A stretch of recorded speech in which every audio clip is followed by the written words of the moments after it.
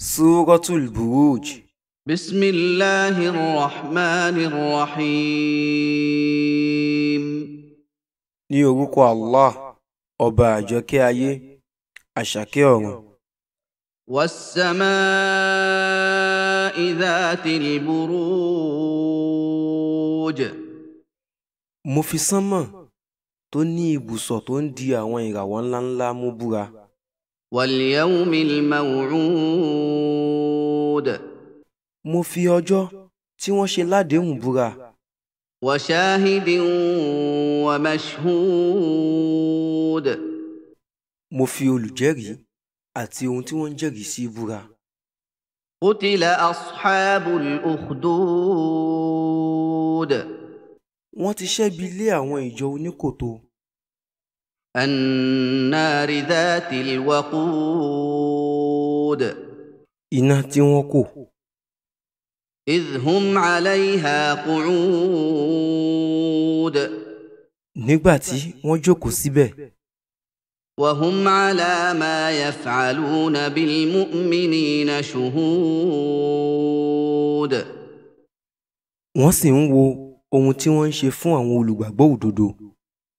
وما نقموا منهم إلا أن يؤمنوا بالله العزيز الحميد. Wọn kò rí àléébù kankan lára wọn bí kò ṣe pé wọ́n ní ìgbàgbọ́ nínú Allah alágbára, ẹni tí gbogbo ẹ̀yìn tọ́ sí. الذي له ملك السماوات والأرض والله على كل شيء شهيد. Ẹni tí ó ní ìjọba àwọn sánmọ̀ àti ilẹ̀, Allah jẹ́ ẹlẹ́rìí lórí gbogbo nǹkan. إن الذين فتنوا المؤمنين والمؤمنات ثم لم يتوبوا فلهم عذاب جهنم ولهم عذاب الحريق. Dájúdájú, àwọn tí wọ́n ń fi ìnira kan àwọn olùgbàgbọ́ òdodo lọ́kùnrin àti àwọn olùgbàgbọ́ òdodo lóbìnrin lẹ́yìn náà tí wọn kò ronúpìwàdà, ìjìyà iná Jahannam ń bẹ fún wọn, ìjìyà iná tó ń jó sì wà fún wọn. إن الذين آمنوا وعملوا الصالحات لهم جنات تجري من تحتها الأنهار ذلك الفوز الكبير. Dájúdájú, àwọn tí wọ́n gbàgbọ́ lódodo tí wọ́n sì ń ṣiṣẹ́ rere, àwọn ọgbà ìdẹ̀ra àlìjánà kan tí àwọn odò ń ṣàn lábẹ́ rẹ̀ ń bẹ fún wọn. Eléyìí ni èrè ń jẹ tó tóbi. إن بطش ربك لشديد.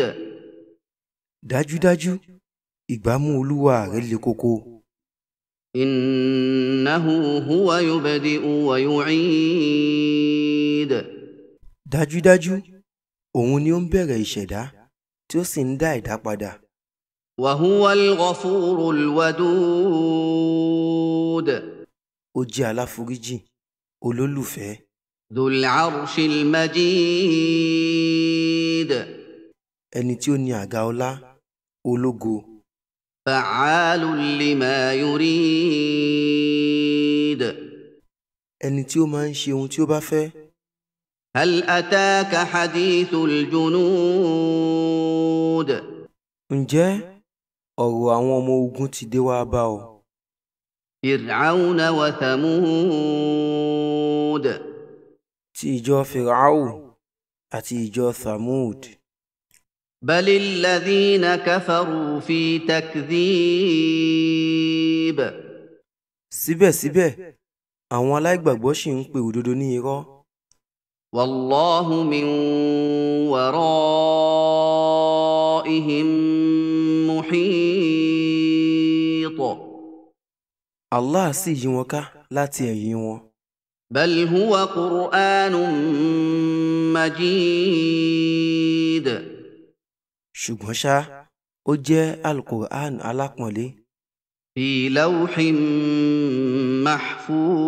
محفوظ. nínú Lawhil Mahfuz.